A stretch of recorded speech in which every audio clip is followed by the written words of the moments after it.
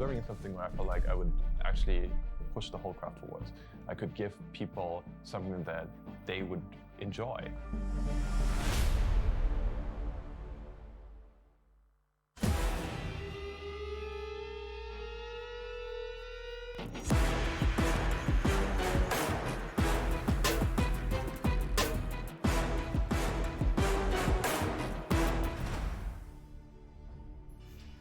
Folks, we have seen one squad manage to go the distance in absolutely every series, going to the last game in Alliance. Now they're going to have a chance to win the entire tournament in this best of 5. Let's talk about how they managed to get there. We have Nahaz and Kyle to talk about all of that. Now, Nahaz, there are a few things that we wanted to talk about, but let's start off by talking about the economy. I know you wanted to talk about that just a little bit. What's the story? So it was probably like not the most important point because that's a magnificent game of Dota and there were amazing fights. But I thought I really liked this Alliance draft. NIP was able to make this a tremendously close game, really had a chance of winning because I thought they managed their economy very well. They understood they had a greedy lineup, but that means they need more map space in order to manage it. They prioritized taking the top lane and the mid-tier 1 towers on the Dire side.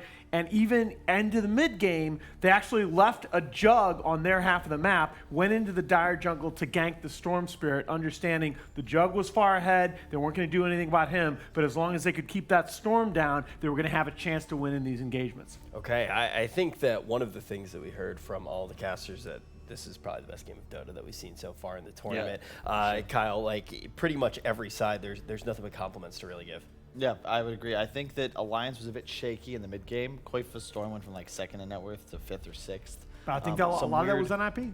It's true. It was a well-played game of Dota, right? So if you're going to nitpick, it's going to be these minuscule factors. But I really was watching Loda get upset because both Ags, I mean, for the memes, right? When Grimstroke gets the first one, StarLadder gets the next one. We're like, why not the Storm? You know, this is a really good Storm Ags game. Yeah. And instead, Boxy's just chilling in the puddle. In the puddles. It's cool. It worked out. You know, at that point, I think the game is mostly secured.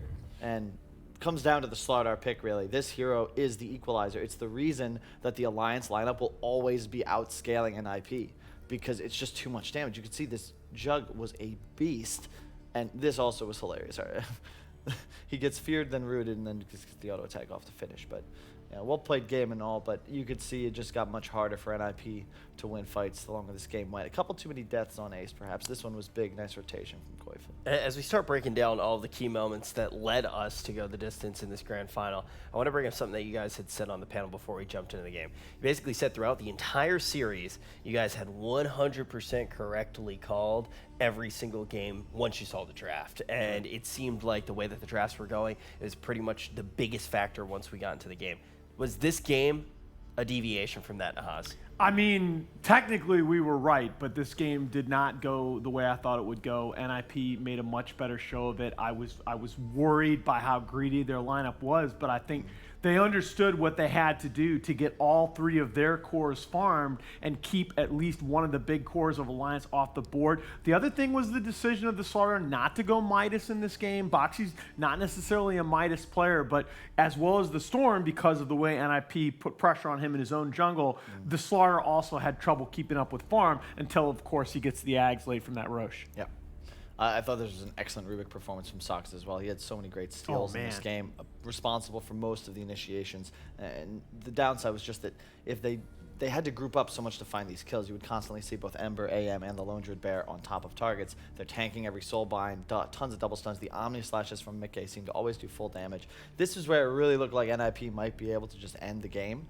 And they had this DD animate that just started shrekking, but I mean, 3 times Alliance is able to do this in the shadow of their own the base. They get these huge buybacks, and again, you like to talk so much on the panel about reach, about catch. This is one of the reasons it's so big, is that you have the ability to get the extra kills off the disengage. Yep, that's pretty much that's what I would say. All right, so we got the 2 boys in agreement. That's actually one of the first times that's happened on the panel in a little while. In 5 games, it was bound to happen eventually, right? It was bound to eventually for sure, and you know what?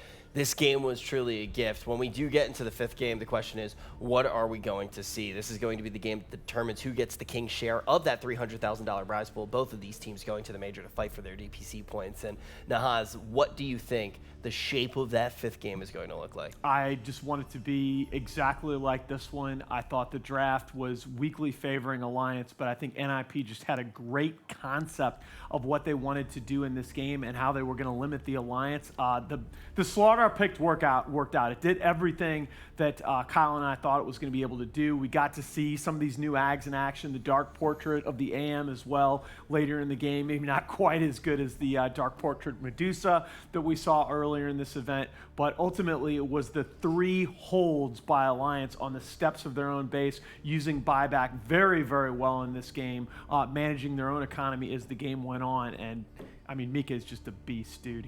This kid is going to be a special player. He is already. Yeah, and I can't even get over the fact that, you know, we get all the way to this series. I kind of want to take a step back because we have a little bit of time as we're watching these moments play out, and Kyle really talk about what the tournament did look like for these teams to even get here. Oh, it's EU qualifiers, right? They're stacked. And I'd argue that they're by far the favorites coming out of the regen, just because they've had the same roster for the entire year. They've had the support of huge organizations. They have salaries. They have boot camps, and you can even see in their emotions. Alliance has been waiting for this for some time. I think that they were arguably the most hurt by this new DPC system. Europe probably deserved 4 spots all year. Instead, they were only getting 3.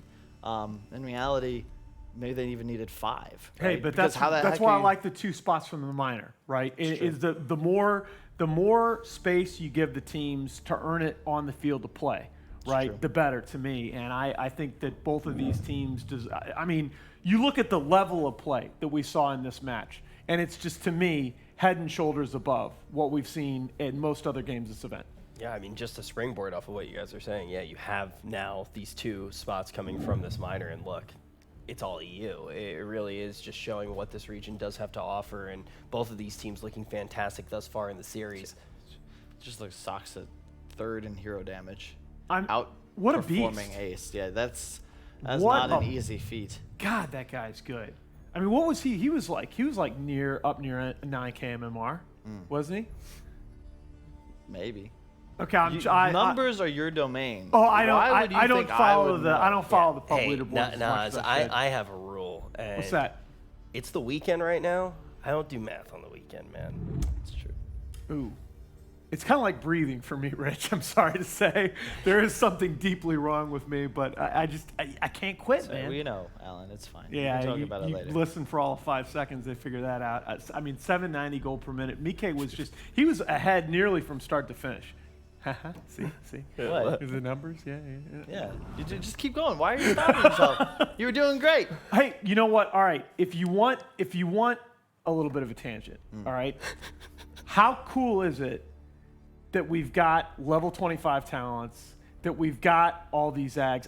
It's true. I didn't want to see the ags patch so close to TI, but I love that it's here, because you think about how late game Dota used to be. You go back a couple of years, and it was just this tightrope walk where both teams were desperately hoping not to die. It was like, who made the biggest mistake? I mean, you remember, you go back to when AC was casting, and he's casting these 2-hour games where like people were cheering for ancient camps being farmed as a meme, right? That's true. Late game Dota now, with all of the new mechanics that have been introduced, maybe they're not all perfectly balanced, but it is damn entertaining. And to that point, it's awesome that the game. I hate to do this. We got to go. All right. You got to shut up, Kyle. We're going to be going to a quick commercial break. When we return, we got plenty more Dota.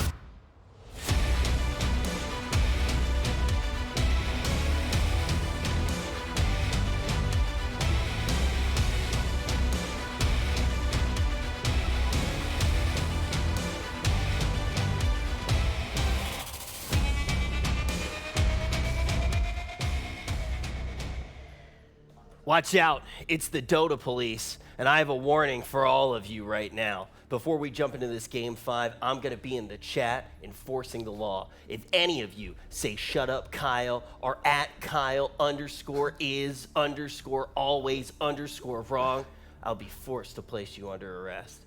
Now with that, we're ready to get back to the panel. Nahaz, what do you think about this game 5? What do you think we may see when we get into the draft? Oh, sorry, Rich. I was just typing something in Twitch chat.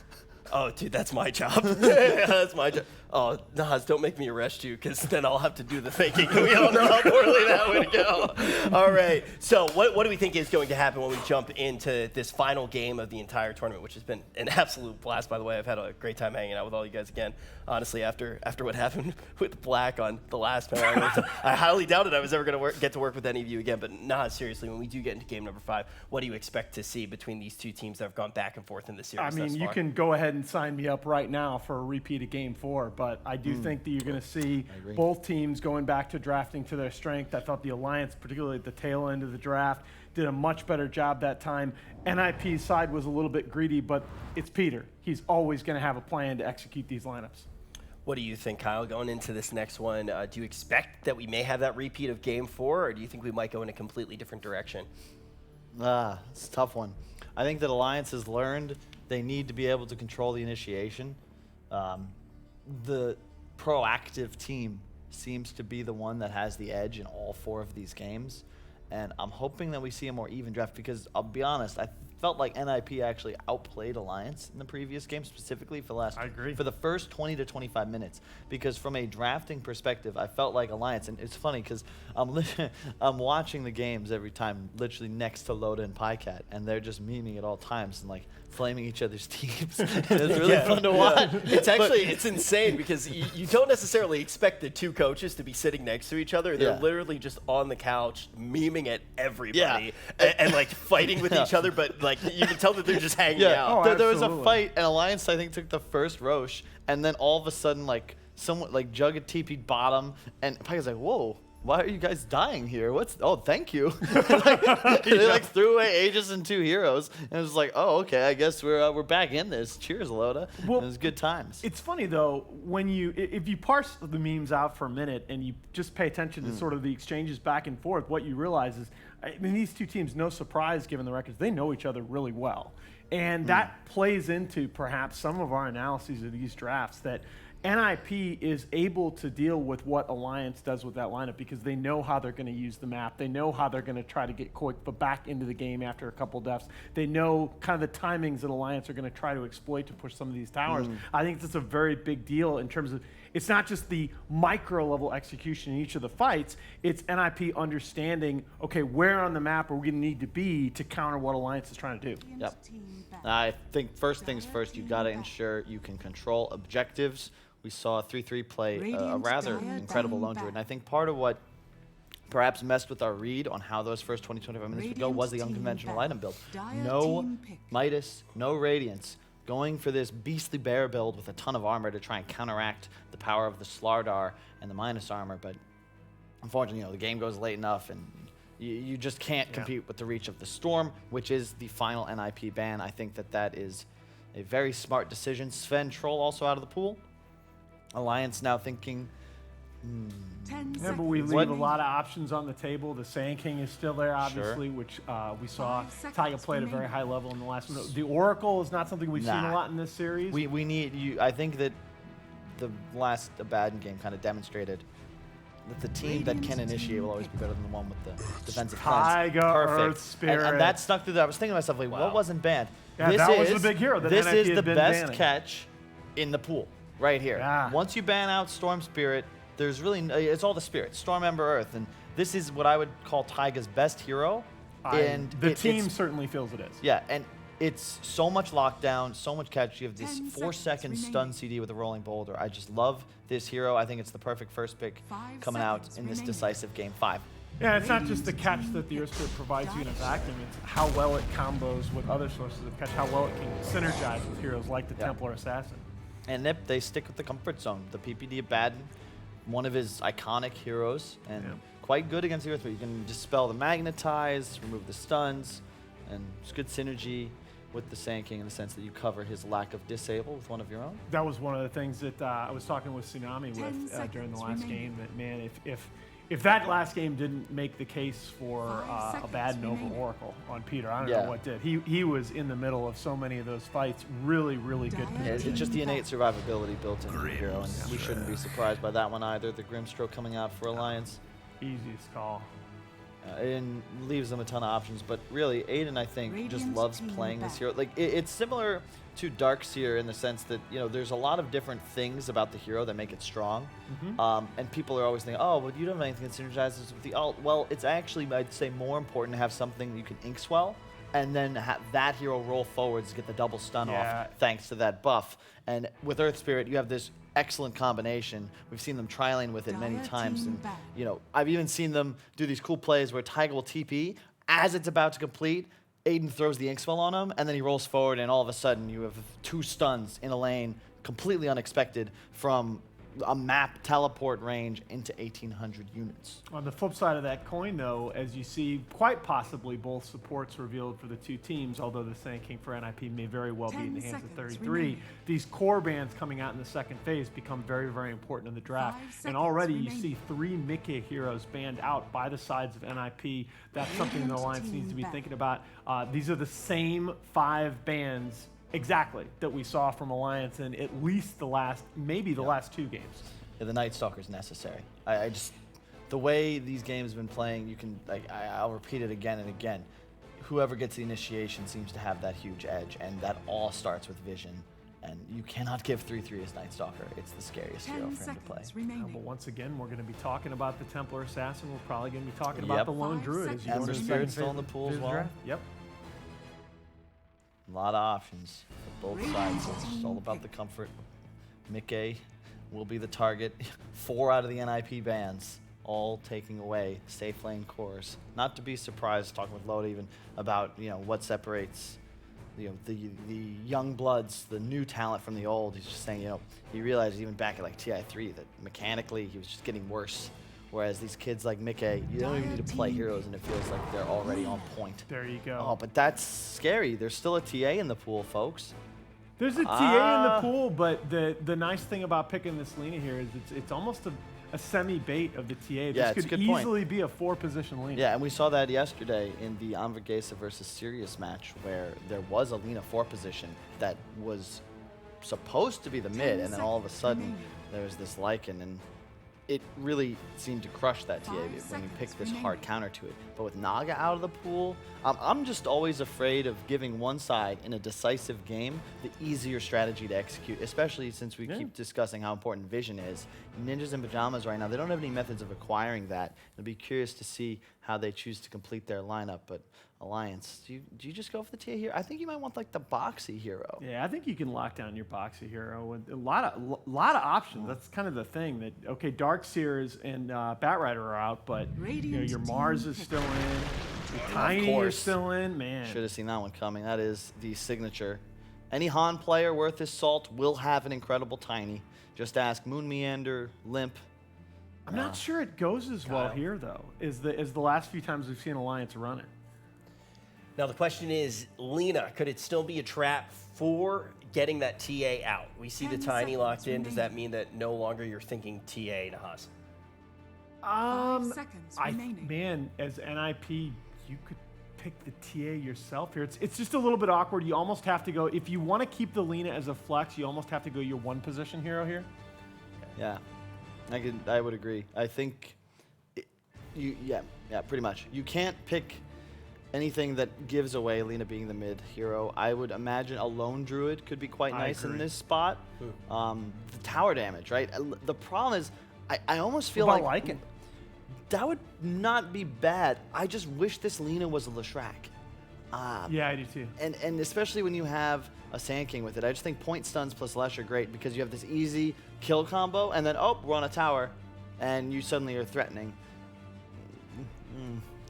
I feel like if they reveal this Lina as a mid, I'm almost certain Alliance is looking at TA here. I mean, because if Koifa's hero pool is arguably the most limited of their squad, and it's hard to say based on what we've seen this season. It's like Quap or TA, I feels like, in this spot, and I just hate Quap against Lina and Abaddon. Well, yeah, personally. that's what I was going to say about the Lesh pick. You say you wish that Lina was the Lesh, but I think they're probably a little scared about that after seeing Lesh just get owned by Queen of Pain a couple games ago. Oh, Lifestealer. It's an ace Lifestealer. That is, dude. You just picked TA, man. I'm telling you. I cannot smash the TA button hard enough right now. You could maybe a sniper or a Medusa if you want to switch things up a bit, but I think that's too cute. Why? Like, what fifth pick is gonna? I mean, are you worried about a fifth pick, Husker? Are you worried about a fifth pick? maybe a Brood. The thing is, TA kind of owns Brood too, Yeah, man. It's so silly. Well, okay. I mean, I've seen good Brood players exploit that matchup, but it's tough. Yeah, the thing is, know. you don't want to be in a position where you can only make like the one mistake. You can't really make any mistakes. Yeah. And we've seen even in that third game where NIP, TA is getting obliterated, and then all of a sudden it's recovered. One fight, Roshan, okay, Blink Deso, 17 minutes. I'm actually okay if I'm Alliance with a lone Druid pick here myself. Not in the Lifestealer. And the reason- you just get your berry eaten alive. You know what? But the reason for that is you have a lot of flex value, and I think the other core. Well, how does flex value help when you don't Because have you last have- pick? Because it doesn't matter that it's last overall. You have that fifth slot to pick an Agi core that's going to just eat the Lifestealer. To pick a TA, to pick a. You have that other slot to pick a hero that's going to match. Look, we both agree. We both thought. Oh, TA we was gonna did. be We the did. pick. We both agreed. No. Dude, what did I say 2 minutes ago? I couldn't be smashing it. Sit down. Sit down, Hans. Oh my goodness. Kyle's finally done it. He's made one of his caster snap. Sit down. Rich finally had to intervene. Thank God for you, Rich. Nahaz agreed. Nahaz said he wanted the TA. He was trying to figure out if they didn't pick the TA, what they would pick. Okay. Ooh, and finally did it, Kyle. It took 5 Nahaz games. knows about TAs because he was a teacher. It's true. Hey, Nahaz. It's Father's Day. I'll give you that one. Nahaz, by the way, if you ever are looking to hire somebody, I can be a TA too. I could easily do it. I'm always looking for work. Yeah. Should be a lot of help with. Just trying to make him happy right You now. could be a GC as well. Dude, that was the real life embodiment of Nahaz Meteor, dude. Yeah, dude. Oh, man. Kyle almost got meteored there. I I'm have not gonna been this frightened. Well, never mind. You don't. I'm you, moving on. You we're didn't we're just have into to the put last up with you picks. for No 5 TAs, games. Meteor. Kyle, Meteor. No stats, Meteor. Okay, all right. Focusing up here, the Lifestealer does seem to be one of those picks that really does change the course of the draft. TA going to come in from Alliance. One of the ideas that Nahaz started to talk about was in the realm of flex value. Is that something that we still need to think about now? We only For the have one leader. pick left, so yeah. 10 seconds. Not sure what to expect from the last ban here from Alliance. They're thinking, what 22 pick? Because you know NIP, their hero pool is arguably the most diverse in Dota. They've got everything available. It could be a Brood. It could be a Meepo, an Arc Warden. Anything is a possibility. Monkey They King, take out okay. the Monkey They're King. thinking about that as the lane encounter, right? But I feel like it's I- the game that, for the game rather, NIP need to address the TI. The laning phase, to me, is just not nearly as important. How bad do you think Husker is as a hero? Pretty bad. Well, you Pretty need the bad, win right? condition, though, because right now, this Lina, to me, has to be the 4. I think you want Yeah, the oh, Sand King absolutely. 3, because that allows him to build for these team fight items. 10 Alina core seconds remaining. isn't just a bad matchup, but you can't really itemize to survive. I've seen 5 Fada go seconds for like the remaining. Mech Greaves build on the Lina. It could be interesting, but I just don't think that's what my game 5 strategy is if I'm PPD. I think you just get toasted in the lane so badly that it kind of doesn't matter how you That's true. itemize. And if you're Lina, like, look, you're holding the fire. You're the one that wants to do the toasting, but those flames get extinguished faster than that one time Rich accidentally turned the sprinkler system on at the hotel. Dad, I know you're in the chat right now. Please come pick me up. And Oh, on that man. note, shout out to anyone at home watching who is a father. Happy Father's Day. Amen. And I hope that you enjoy this last game as much as we will, because I expect it to be a back and forth barn burner. Avoid. Ooh.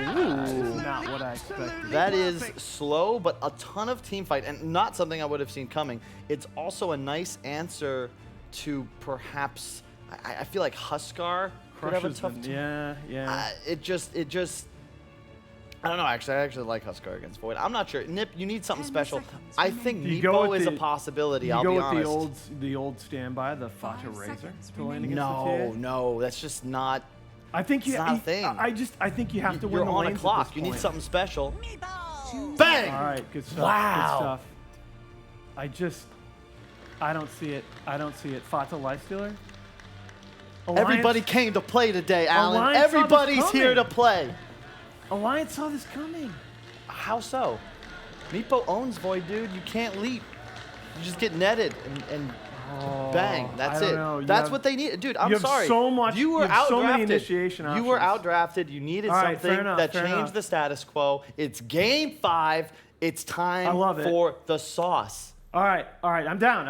I just feel like this is almost a defensive Meepo pick, man. I'm not sure this is a free Meepo game, dude. Honestly, after seeing something like that, you just got to sit down in your DX Racer and see how it's all going to play out, because that one definitely did catch us a little bit off guard. Let's talk about this draft and actually see who we think is going to be able to take down the entire tournament. This is going to be the last game of Dota that we see. I really feel like Alliance knew this was a Meepo pick. I mean, leaving that hero in the pool. I think that NIP knew this was a TA pick. I think Meepo is much stronger in this game than you're giving it credit for. My only question mark is the Life Stealer and how that's going to perform here. What's Fata going to do on Lifestealer? If I'm not, wait, Fada's playing the Life Stealer? Yeah. Okay. Yes. He's going to hit stuff. It doesn't really matter because Ace Meepo is the win condition. Fada can just kind of chill in the off lane, all right? He could go on Reddit and hang out with his fans there. In this tournament, Whatever. when Fada has not been enabled, NIP Look, struggle. it could be either way, but All it right. comes down to how does the I Meepo love it. perform. Yeah, honestly, I love we're at a point right now where our analysts can't agree. It's time to jump down to the casters. Let's see what's going to happen. Let's see who wins the entire StarLadder Minor. You know, it's like there's a war on that panel, but down here, Sind, we are in agreement. We saw this coming from a mile away because we were talking about relevant things during the draft. I think you should be on the panel instead of them. You called this Meepo after NIP third picked Lina. You said Alliance are going to counterpick it with TA, and then NIP are going to go Meepo. So I think we should all just go home and let Toby run panel and casting by himself. Okay. And then everybody will have a great time. I'm loving. Okay, thank you, Sid, for giving me credit for this. I'm just gonna at least share my logic so I can actually back this crap up. So when the panel's upstairs listening to this, they can go, "Okay, that's why I thought it." Broken clock. Yeah. Right twice a day. Go Okay. on. Yeah. So this is PPD drafting. Like, he's not gonna draft something stupid at the end of the day. Hopefully, like he third picks the Lina, looking like it's going to be an all one, but you just think back to the days when PBD used to draft the Lina as a support. It was always that side lane pressure, but it always would have a stun combination like the SK. So it just works as a great dual lane. So you push him into the support role, make him look like he's going to be a mid, make it look like TA is a really great pickup, and then you can just transition into this Meepo, something that's able to be that win condition, but also heavily play against the TA. And you actually confirmed it for me when you're like, yeah, Meepo just craps on TA. I think even after Kyle pointed out that Nahas is underestimating this Meepo, I think they're both underestimating it. I think it is the best possible pick that's left in the pool. From what I've seen and remember seeing, Meepo wins this lane. It's one of the only heroes that can win against TA, but the reason you don't think about it much is, well, not many teams even play Meepo, so it's not really on the radar. Yeah. But NIP is one of those teams that Meepo do have a is Meepo pickup. That's why Fada's moved to the excellent. Lifestealer. He's excellent against Void too. Until Void gets really farmed, Meepo's tempo in this game can just take over the game entirely if everything goes right. And we have to remember an added benefit of what NIP did is that they can get a side lane matchup that is Lifestealer into the Tiny, which is also a really good matchup because of the passive Feast. Tiny has super high base HP, so Feast lifesteals a lot. And I think NIP are actually getting the wrong lanes, unless they don't care. It's possible that they're fine with this. They're shifting but the lanes. It looks like, oh, they're a bit confused. No, they're just going to keep their lanes. Okay, maybe it's too late. Nope. Okay, we're switching again. Fata is crossing. You're so is literally just watching Fada turn on the spot inside the jungle. Like, he's going left, then going right, then switching around. So this is giving a lot more time for the supports who are actually in the lane to get something, which isn't a bad thing. Like, Lina with some farm does a good job. And this isn't the first time that NIP have actually run a support Lina during this competition. Yeah, it's one of the best supports at laning in the beginning. If you have to do these laning swap shenanigans, Lina wins a lot of these side lane matchups, right? You see Soxa right now doing great against In a Tiny. little bit of trouble. He's already used his Burrow Strike, Tiger, as well as Insania, trying to find their target. Oh, 33. He just waits at the tree line. He'll get hit by the stroke of fate of Insania, but definitely also want to see the presence of Tiger. Like, this ES, they picked it up, #1. Like, Alliance, they've been so good with his heroes because it's one of just Tiger's great heroes. I just want to see how well he performs with it. If he's able, like, 'cause does he even do anything in mid when he rotates onto a Meepo? It's not easy because he's laning with a TA, and TA just doesn't respond to ganks very well. She's not that good at killing, doesn't have burst damage, doesn't have a stun. It's possible with Earth Spirit level 2 if he can roll on Meepo with half HP and then kick it. But Here's the rolling boulder. He doesn't actually connect with the rolling boulder, and Lena's already rotated over. Tiger's going to get hit by the Light Strike Array. No, he does not. But Ace is body blocking him up. He'll get the last hit, and that gives Ace first blood. They are feeding the beast with 5 heads. what was the idea? I don't know. I don't get it. Like, I'm not a pro player, Sint. it was a 0% play. I haven't played pro Dota in over 2 years, like forever. That's about the same amount of time since Kyle played any game of Dota. I don't know. Like that play just doesn't exist. I'm not sure what Taiga was going for. Fortunately for NIP, Sox is passing through, but I don't even know if they needed him to get that kill. Yeah. Oh, now he's rotated bottom. We've got It Fata. would have guaranteed the kill Yeah. if he was there. Like if TA could have done something about it. But yeah, like until traps exist, it's like TA doesn't really offer that much pressure. And they really want to try and fight on bottom lane. The tri-lane of NIP is really strong. They have 2 stuns and they have a defensive support, so should be doing just fine down here. The trade-off will, of course, be that Fata will be suffering. He's playing 1-on-2 against Tiny plus Earth Spirit up here in the top lane, and Tiny got a head start. But I honestly think it's good enough. Fata doesn't need to have free farm here. He needs to do okay, as long as the Meepo is doing amazing, and Sand King starts getting farm bottom now. This laning stage is going according to plan for NIP. That's a good mindset from TA. Like, knew that they had some level of vision. Like, Koifa knew, like, the rotation that came in was scattered out of the ES. So he sentries down, found the Observer Ward, and that's just a nice little bit of consumables. And he's going pretty heavily on the side place, but he's just TPs a Meepo back, heals up, brings in the consumable, and both Meepos are back to full already. And controlling runes for Koifa has to be an absolute pain in the ass against a Meepo. You can literally go to both sides if he wants to. So I'm wondering, like the TA build, like, do you even think about bottle in this game? You don't want to go bottom on TA. Do people go it in general? I don't think so. I don't think they do. I'm just thinking, like, how does he keep up with the amount of harassment that Ace is able to pump out? It's tough. I think you might have to go jungle relatively soon. When these couple of extra levels come up for the Meepo, the Earth Binds are an issue, especially when Meepo gets level 2 ulti, which is quite a ways away, but at that point you absolutely are not laning anymore. But for now, Koikva at least found himself an Arcane Rune, so we'll get an extra refraction out of that one. He has a Mango to refill, so we'll probably find a little bit of CS here, but clearly a mid-favored matchup currently for Thought Ace. for a moment like Boxy's initiating with Pango's ultimate. But no, he's just moving around. They have the dust already on 33. He'll Burrow Strike over. Mickey, Light Strike Array arrives from the supports, creating more space for 33. The Avalanche will connect, and Tiger in from the side. But 4 heroes from Alliance on the bottom lane, and now they're TPing up towards the north. It's kind of funny, because they had nailed the top lane. It was 24-10 on the Tiny, and Lifestealer didn't even have 10 CS on that lane. Fata was not having a great lane. He's playing it the way Havorst used to actually play the Lifestealer off lane. I just tank it, but I'll catch up later. Yeah. And this lane matchup is good for Lifestealer. It's consistent harassment onto the Void. They're both going to be pretty okay, but Alliance will need to rotate assistance up here, and both teams are actually really bringing the guns. Oh, they're swapping again. Yeah, okay. it's tri-lane versus tri-lane. Tiger jumps in. He's got the Ink Swell up and running. 33, dusted up. And they look for a now counter initiation. Burrow Strike forward. Fata will open wounds him up, and Tiger, he just cannot move away from this. He's got to stick charges, buy some time with a small kick, so a little bit of a slow, but Meke, he doesn't do any damage. This is the downside of a faceless Void. He needs farm before he's effective. And now NIP should have got the lanes that they want. Once again, Fata TP's bottom, so he can lane against the Tiny. And he does have the backup of the Lina. Let's not forget, this can be a kill if he gets open wounds off on... Oh, Boxy's just coming in. Why didn't they just kill him there?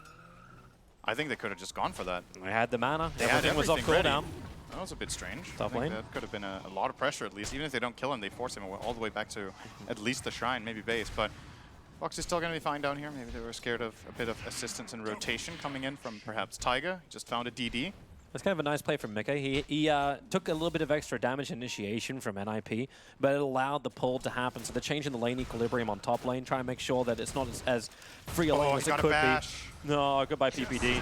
Perfect timing on the time lock. Now we'll Avalanche initiation on Fata, but he'll rage up.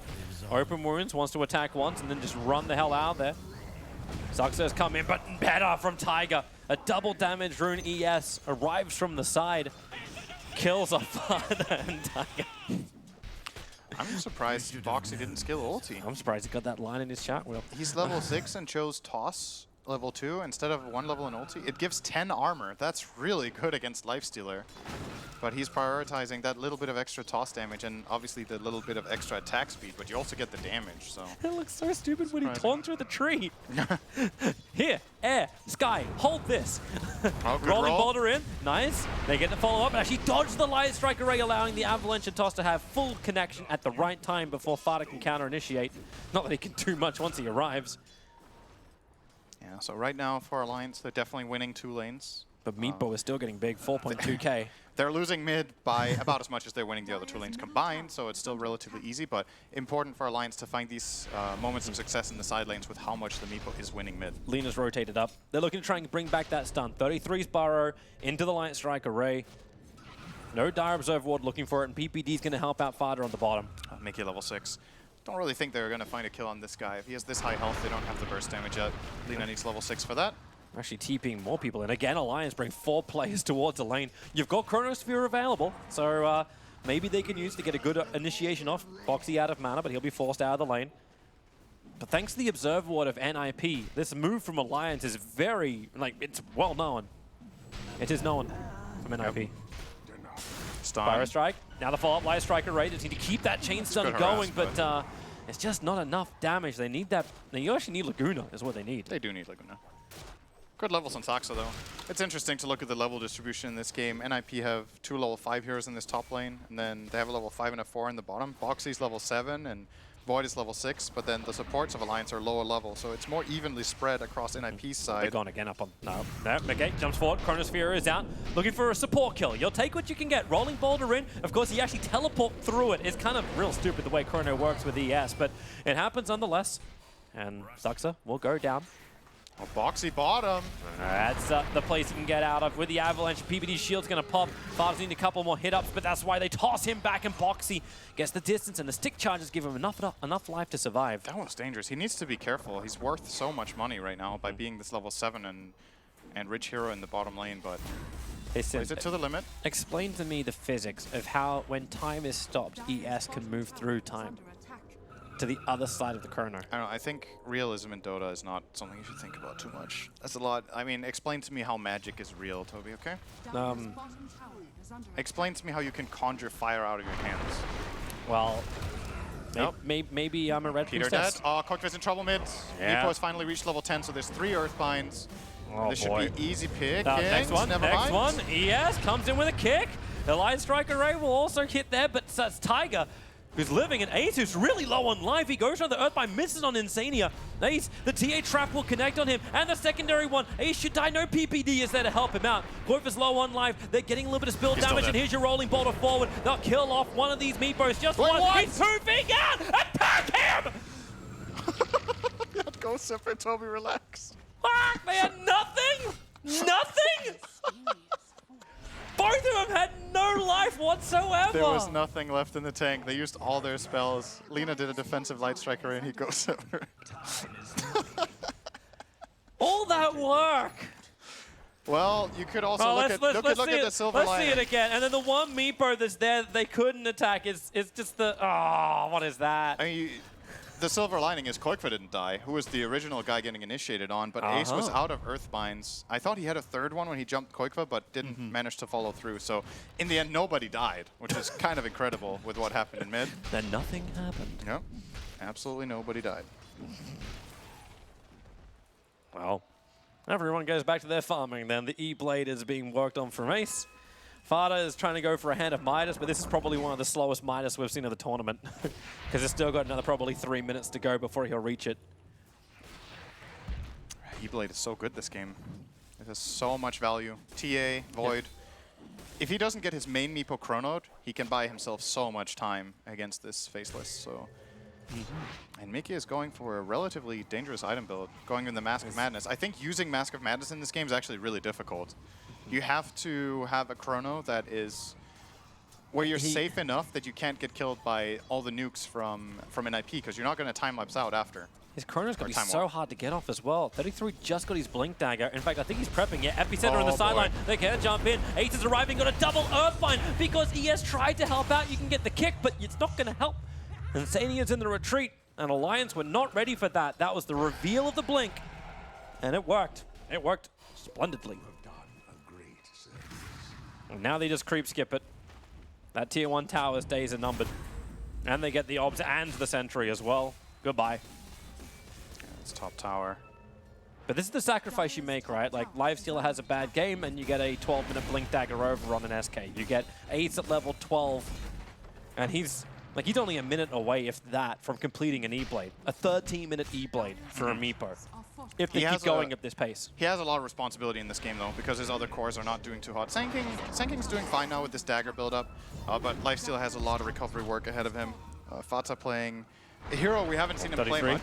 Boxy got the haste ring, just runs in. Whoop, that's a hit and run. That's a big kill, 500 gold for that. Yeah.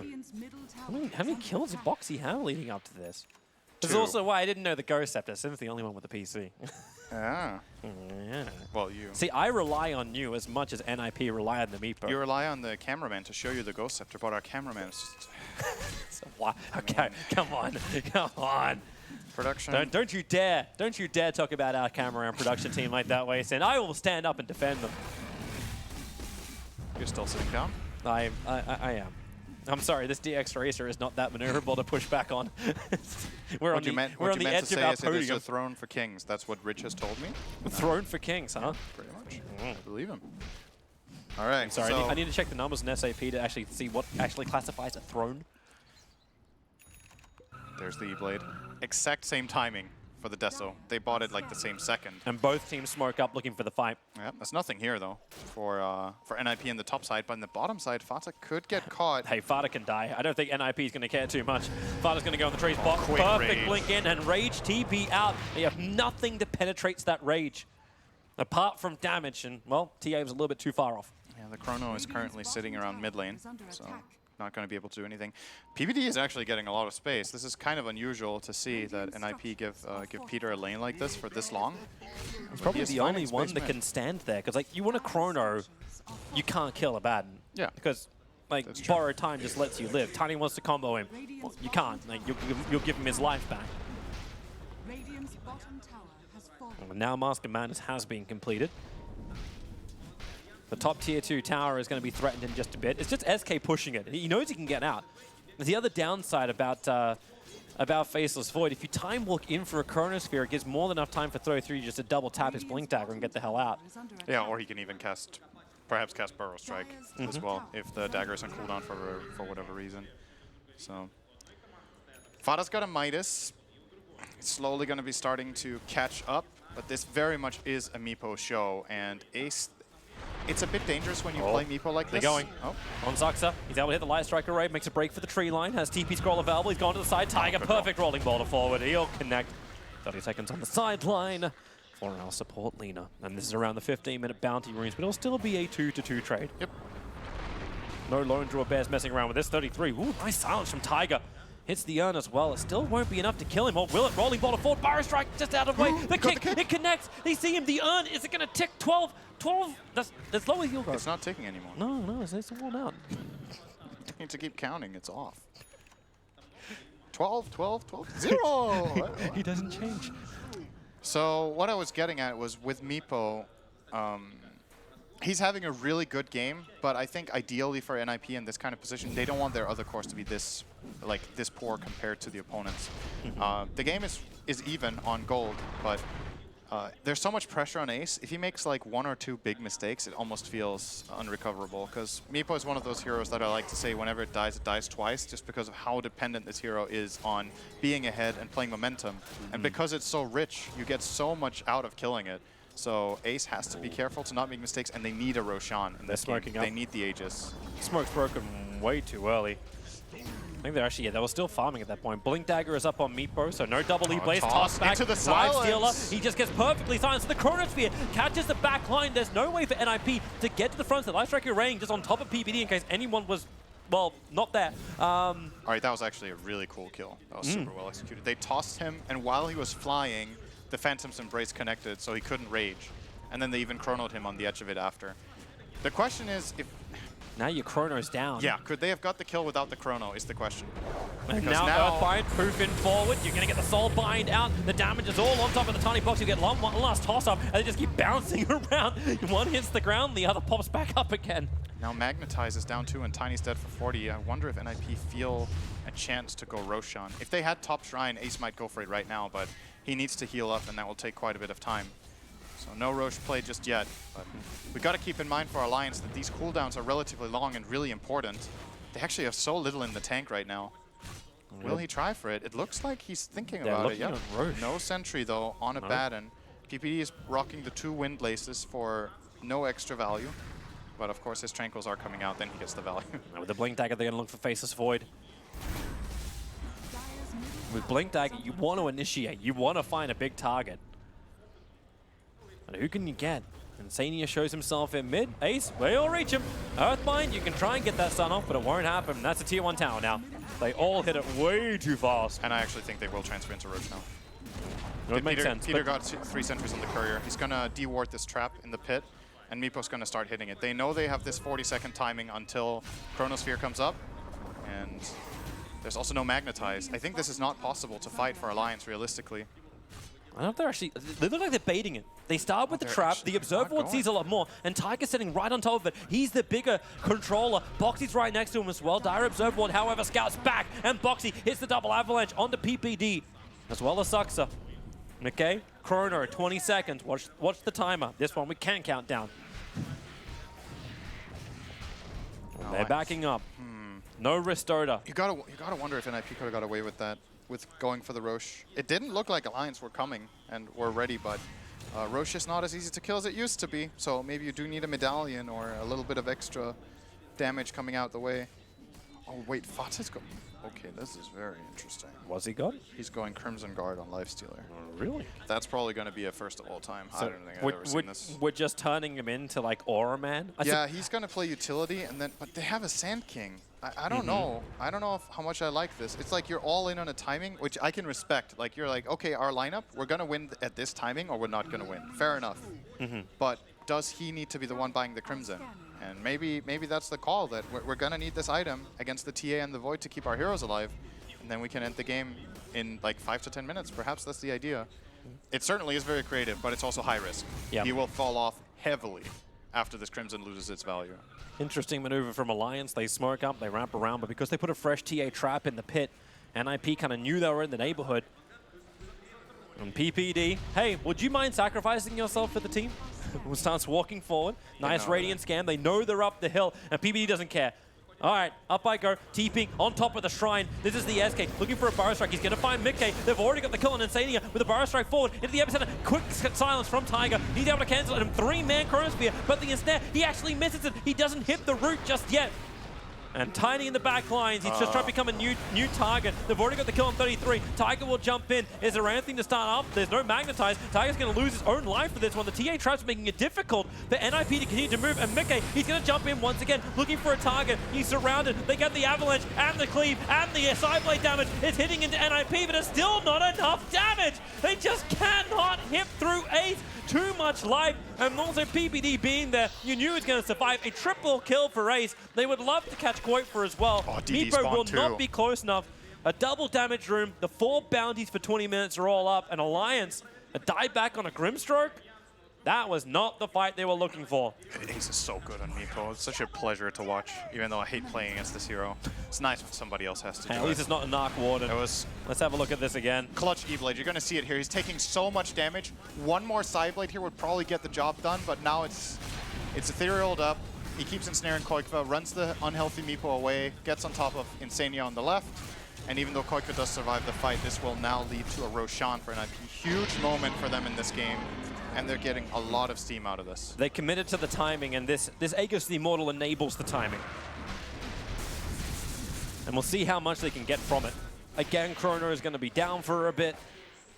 And Alliance just doesn't really feel like they've packed a punch just yet. Like Chrono is committed, and what's the follow-up? You take one hero, but you're battling on top of a Radiant Shrine. Just buy that hero back and keep going. Yep. When Void doesn't have enough damage yet. This is one of the weaknesses of the hero, is before he starts truly killing heroes on his own in the Chrono, he needs like 3 damage items. He currently has the Mask of Madness Maelstrom. He's now going BKB so he can stay alive against the Disables, but that just means more time for Meepo to not die. TA is struggling to hit in the Chrono because he doesn't have any Dragonlance. And the other heroes of Alliance, it's hard to hit tiny spells in Chrono. Hey. It's hard to play Earth Spirit around Chrono, so, you know... When NIP were grouped up like that, though, Tiny did so much damage. Like, it wasn't just Sideblaze, he was cleaving down. You actually saw Lina Laguna him down because he realized, like, this is now our primary target. He's hurting so hard, and he got an Echo Saber. So that earlier burst damage from the Tiny is starting to get more and more effective with time, so Boxy can be more of a player. And he's also going to go for a BKB. Honestly, this could be an Aghanim Tiny game. I think Tree Volley could be the difference maker that they need, so Tiny can do ranged damage in the Chrono. That and some sort of crit, maybe even just Crystallis into Ag's Scepter could be interesting. He's going for the BKB though. That's another, again, defensive item to stay alive against Meepo, but I don't know if this is playing to win or playing to stay alive in terms of itemization, because maybe they're hoping that they can outlast Meepo's timing, but if you don't have the damage to kill him twice with this Aegis, you don't have any buildings left necessarily. Jump forward. They found their target. Boxy caught outside of his own base, right in front. Then again, ES jumps in with the Barrier from 33, catching both of them, stunning them up. They're both down for the count. And then movement over towards Insania. The Earthbind a little bit too short to reach the Grimstroke. They're going to go high ground here. Oh, yeah. No Tiny for 35 seconds and forcing ES to buy back. Mickey still doesn't want to return to this, but he'll have to. He's pushing the bottom lane. He used his E-Blade already offensively, so that's a 15-second cooldown for Ace, but he feels confident. He's going to stay in here. His Scotty is arriving on the courier right now. He is so tanky. 2,400 health on every Meepo. All right, you got to stop this. Well, got to do something. That's a tower. They can back off now. Tiny's about to spawn if they want to take the shrine, or you know what? Fuck it, let's keep going. You're feeling like your timing is right, Mickey. He's going to jump in, looking for the AoE stun, able to connect Kuiper. Lines up for the side blade damage. It's pretty good so far, but they can't keep the Void alive. He doesn't have buyback available, and they're moving through. The Crimson Guard, they can't do any level of physical damage. Ace doesn't give a crap anyway. He's got a secondary life. Moving to Kuiper. Tiny will finally get the hit, but no. Sent up and towards the air. He'll hit the ground. Ace, he actually E-bladed himself, so he couldn't even get hit. Boxy is trapped. Here comes 33 with the Epicenter in the backlines. Grimstroke will go down. Boxy, one more attack is all they need. He is rolling himself down to the tier 3 tower. Soxa wants to keep the chase going. PPD died, but for the cause, Boxy turns for one hit, and Kuiper will finish the job. So Soxa is lost, but 24 minutes in, they take the top lane of Rax. They can't go for more. All the other tier 2 towers are still up in the lanes. Oh, that was such... I don't know what happened to Mickey on that jump. He blinks, or he time walks in, uses dilation, he just doesn't chrono. Yeah. He had it the whole time, right? He wasn't silenced. The line was right as well for TA. Like, she had that bottom part just to hit in, so the chrono's position still would have been perfect. That was a he chrono wasn't play going to there mess his own teammate. Maybe the communication from Alliance was, we're going to kill Meepo once, and then we're going to chrono the respawn, but then you can't go in like that. You're obviously going to get ensnared and killed off. I'll say, was there a silence? Was there a control? Did he Mask of Madness when after he used dilation by mistake instead of chroning? I don't think he did. I feel like I would have noticed that. But we may have a replay to watch in a second, so we'll request that one. We've got some time as all the teams reset for the 25-minute bounty runes. Well, but I love the effect. Like, it was a full Crimson that popped off in that, and then looking for a pipe as well. There was just no damage to come. This is the textbook example when Boxy goes for the jump over on Ace. They've got the toss back, but it's actually taking him away from the son of Boxy. Now, Mickey, do you want to chrono this? I don't think you do. He actually must have asked. He can't do anything. They're going to lose their own team. Goodbye to Boxy. Goodbye to Insania. Maybe that is exactly what happened. Dude, I can't believe it. Hey, do I remember this thing silences? What is this? He just time walks in, insta Mask of Madness, and then he can't do anything. They just lose 2 heroes. I mean, at least it was support and only the position 3, right? But, okay, what I was going to say before that fight broke out. This is the textbook example of why, when we talk about Dota, we say anything can work, right? There's always... There's no always in Dota. Lifestealer is literally going Midas Crimson Pipe. Okay?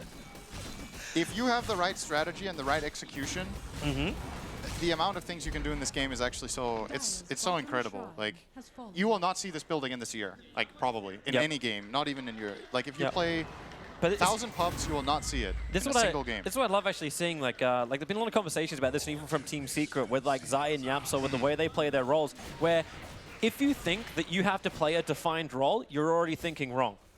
Like you understand your abilities, you understand the timing you have in the game, and you understand like okay, maybe I do have to be the one to buy Crimson as well as Pipe for my team because we need to push high ground. We need to do this within 30 minutes to claim a second lane of racks. We need to put Alliance with 2 feet in the grave and ready to dunk their head down as well. Yep. And so far they've done a good amount of dunking. Even without them, yes. Yeah. They're dunking them with their own Mask of Madness. Do we actually have a replay of that top fight? I don't know if production's still holding on to it, but I would like to see if that actually happened to him. And we're not wrong with the item, right? It does, like... I mean, yeah. It does do exactly what we think it does. I'm a bit confused. I don't think the fight in the base happened, but it absolutely happened in the one in the mid. And I don't know if it's just muscle memory or some sort of, like, if it's just a misclick. But to then do it 2 times in a row, like fool me once and then fool me twice? I don't know. Well, here we go. This is the top. So yeah, he was silenced. He was silenced? Yeah, you could see it for half a second when they were actually on him. So yeah, he had everything grayed out. He hit Mask of Madness when he jumped in. You've got to get these chronos out, and it sucks, right? It's a game 5. It's the deciding game of the grand final. Mika has been playing an insane tournament, and this game it's a couple of mess-ups that are costing his team big here. You're always going to be asking yourself why when you look through this replay, or what would have happened rather. If you land these chronos, like you're never going to know. It's hard to judge from an armchair, but when you could judge twice, well, the smoke's going to break on Ace. However, he is very tanky. 2 Scardies completed on the Meepo. If he gets an Aegis, the game is over. I'm pretty sure. Alliance absolutely have to defend this Aegis. They can't let it go. Well, jump in. Tiger, great fire strike from 33, catching out that ES. He wants to get back up the hill. Light Strike array. They just keep chaining the control. Laguna Blade puts him down. McKay is already beginning his TP up towards top. He has to defend that top lane.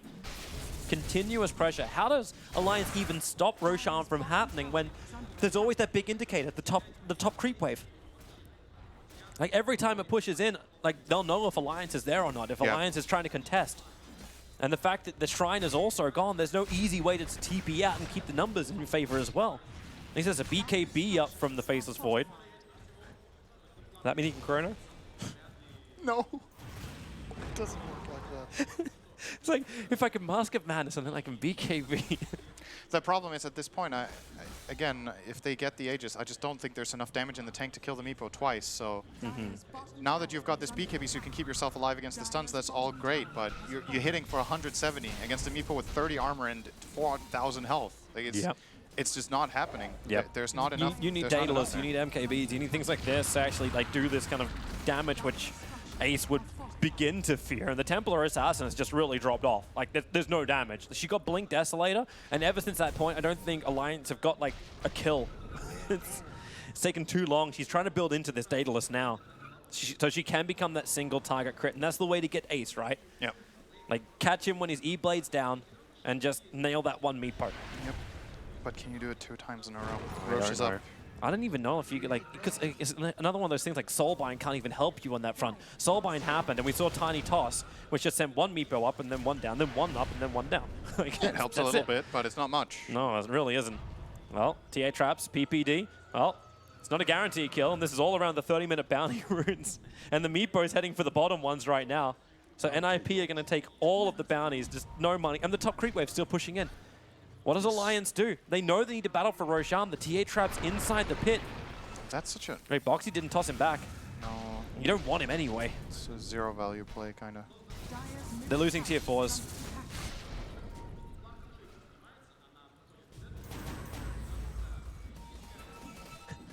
We just... You go ahead with this. So there's never been a Crimson picked up, and the last, like, sorry, there's never been a pipe picked up, but the last Crimson was from EE in the last minor. So if EE built it, like EE this... has built a Crimson on Lifestealer. Okay, great. Well, that says something. Yeah, it doesn't say a lot. Boxy jumps in. They need that jump. They need to get the kill. It's a great Chronosphere right off the end, but they need a kill off Ace. The Crimson still popped off. Same with the pipe. They're going to life. Mickey's already gone down, and maybe they can kill off Ace with the E-Blade. They can't attack into him. He's dodging the rolling balls. The Magnetize doing some work, but the restoration heal from NIP is too strong. Abaddon lived through the entire thing. He just shields. He gives life, and now is taken away. Alliance have nothing else to give. Ultra kill for Ace. They'll go back and take Roshan, or they can force some buybacks, or why not both? Everyone have a taco. My God, what a Meepo show. This guy's so good on this hero. Give him the right game, give him the right conditions, and make 1 or 2 mistakes against it, and he's just going to carry the game. That's an interesting toss back. I think Tiny is back on the front lines. Threw a hero up, threw him back down again. Koifa trying to fight around, but they can't even kill off Saxa. Now the Burst Strike comes forward from 33, and Tiny is just offering himself as a pebble on the altar.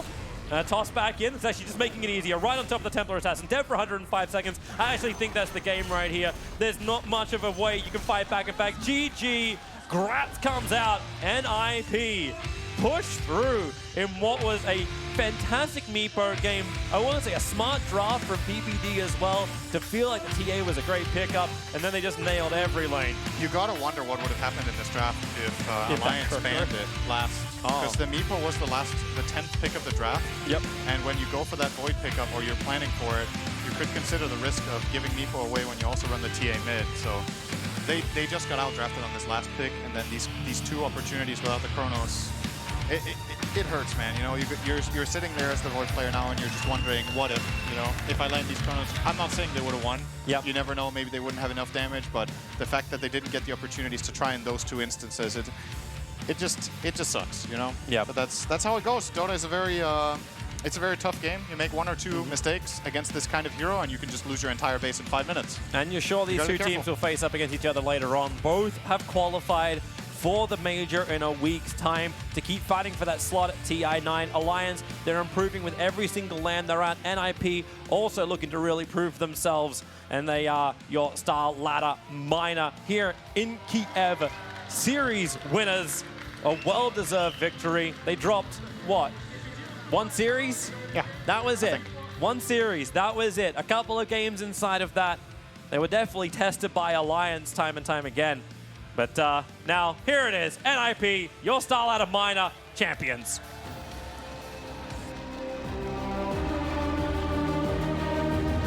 This is the champion of StarLadder Dota 2 Minor Season 2.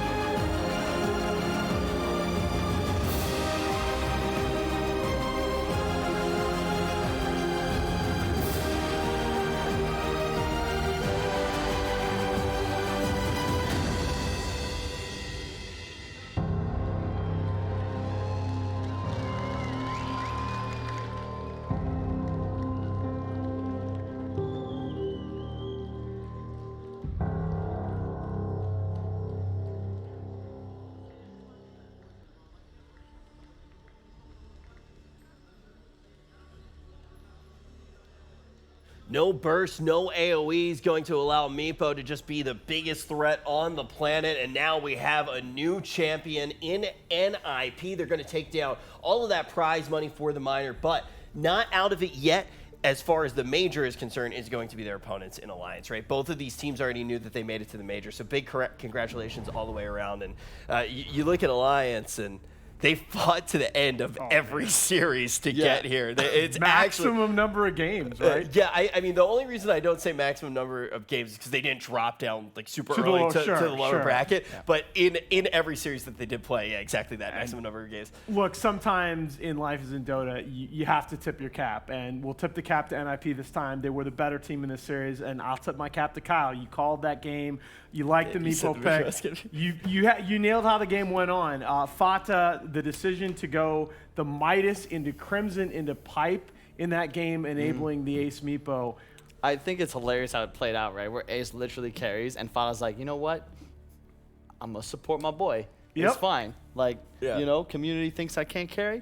Well, yeah, I can. I don't need to. I can help my boy. It's not a individual game, boys and girls at home. It's about the team. It's about being synergistic. They had a mech, they had a Vlad's, they had a Pipe, they had a Crimson, and they had 4 Meepos ready to rock and roll. Yeah, it's funny. Like, I was actually watching the game with Blitz, and I looked down for a few seconds. I was getting everything ready for closing out the day because that's going to conclude the tournament, and was just like, it's over.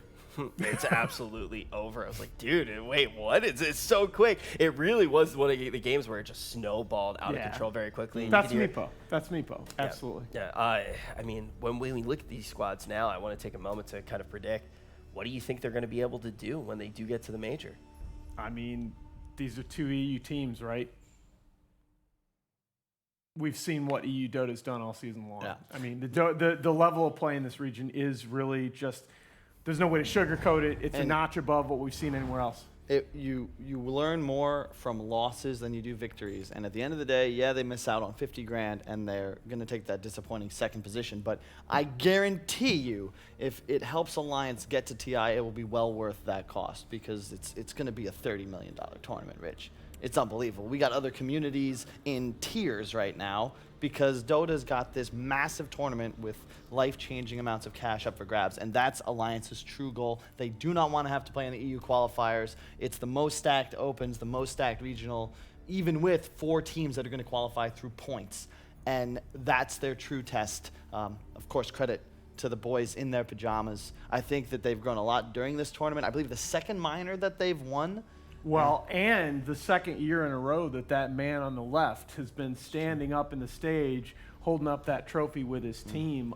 This was a huge turning point for Optic last year where a lot of people were questioning whether that team was legit. They win this tournament. It propels them to a second place run at ESL 1 Birmingham and eventually to TI. I think this NIP squad as well peaking at the right time, and that man holding up the trophy there, he deserves so much of the credit. You know, I'm going to agree 100-fold with what you said about the momentum that they've just picked up. I definitely think that that's important, but you say the word peaking at the right time. I don't think that they've peaked all the way yet. I agree that the timing is very good, but I think that it's something that you were saying as well. You see how they progress through the tournament. You see how they move through the tournament. I think one thing that we've definitely seen from them is that we haven't seen everything yet, right? We saw just so much potential for them to do just so many different things. It's true.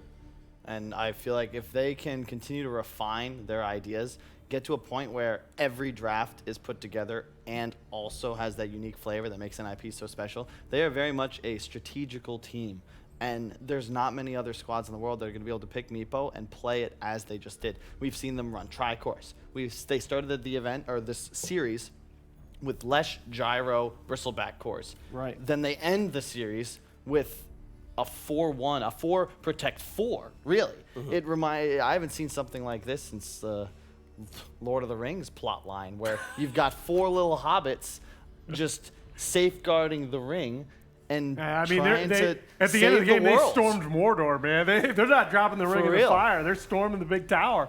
Now, I think when Rich was talking about the tournament as a whole for this team, and look, we call them a strategic team, okay, and that's fine, but you don't get to the late rounds of TI without great players. You can have all the drafting you want. You need great world-class elite players, and that's why I think you look over the course of the tournament, so many great individual games from these, Ace closing things out, but the game that 33 put up on Bristleback early on in the tournament, one of the better Bristle games we've seen in a while. The plays that Sox has made on his supports throughout these games, on his Rubik and others.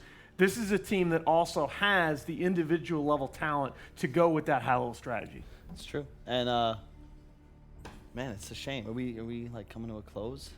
Yeah, Is this how it, really? Is this how it? Well, I mean, there really isn't any more Dota to be played right now. Wait, speaking of rings, I was contacted by Twitch chat, and they actually authorized me on their behalf to look at this real fast. What is Kyle doing? Oh man, I think Kyle may have just made a mistake. So Kyle is wrong yet again. God damn it, this was my moment. We were going to end on a good note, Kyle, but sorry. I really do want to say yet again, obviously the camera went over to Alliance, and you have to be congratulating them as well. Yeah. Maybe they weren't able to pull down that victory, but they were able to secure their spot in the major. And what I was trying to do, Rich, is secure your love and affection for the Dota 2 community. Give me your hand. What? Will you marry us, dude? Will you be our Dota dad? Not Yes. We did it. But seriously, if any single ladies are watching right now, I am still single. But I'm gonna. At Rich W. Campbell on Instagram. Oh no, but in all seriousness, I have had a blast, and working with you guys is a whole bunch of fun. Made a bunch of new friends this tournament as well, and it's been fantastic. So really, thank you to all of you for hanging out and having such a fantastic time with all of us. I can't even express how much it means to me, and I want to also give a huge shout out to everybody from StarLadder. It's fantastic to work with all of you guys, and it was a pretty big moment for me to actually be at this event as well, because this is I don't know if you guys even know this, but the first event that I ever did where I actually like left home and did an event was in this studio for StarLadder 4 years ago, and Nice. coming back, I don't know, it's been pretty awesome. So thank you guys. No worries, as well. man. I'm just happy you're part of Dota. I love the Dota community. I've been at this like for 4 or 5 years or something. I don't even remember, but the game is still just as interesting as it was when we first all got into this around Same. like TI1. Even talking with Loda and Pycat backstage. Loda's like, oh, I was a good Dota player. Dota 2, oof. Like, this is an old legacy we got, and I'm sure there's a lot of you viewers at home that have been following for more than 10, 15 years already, and it's just cool that we still have so many people with a genuine love and appreciation for the game, both old faces and new. Yeah, but also it is really incredible what the community does do and how welcoming they are of everybody who's coming for the first time, whether it be on a panel but also watching. So we really do appreciate all of you in the community, and also we really do appreciate the incredible games of Dota that all of these teams did put on for us. It's been quite a show. And next up, we're going to get to see what our 2 teams that managed to make it to the grand final are going to do at the major. Congratulations to everybody. I can't wait to see you all again soon.